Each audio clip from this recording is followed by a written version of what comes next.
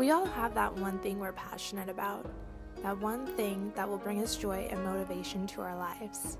This one thing for me is Japanese. Ever since I was a little girl, I had dreamed about going to Japan. I remember the day my love for Japan started. I was 11 years old and decided to play my favorite video game before dinner.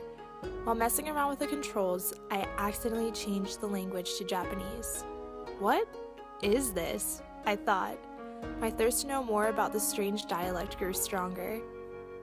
I even remember looking up plane tickets, praying and hoping that for some odd chance my parents would let me go, even though I was 14 and had no money. As I entered college, my heart fluttered at the thought of finally taking Japanese. For 2 years, I studied and practiced for hours on end, but no matter how hard it got, I still had the determination and love for the language to keep on going. However, all of that studying led up to this very moment.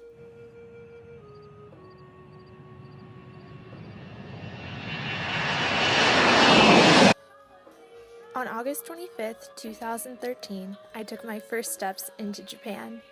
As much as I hate to admit it, tears were forming in my eyes. Finally, what I had been dreaming of for 9 years was becoming a reality.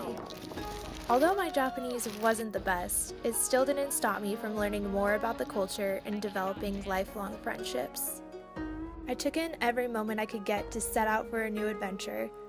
Whether it was for a bowl of ramen in a typhoon, or even feeding deer in Nara, I tried to cram in as much as I could in those 4 months.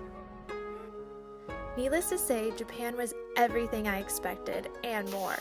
Food was better than any American cuisine. The pop culture was entertaining and slightly weird.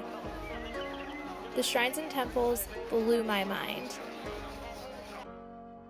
And I also made time to make a fool of myself every now and then.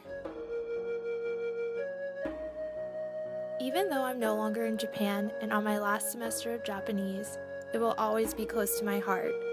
And really, my journey through Japanese will never end.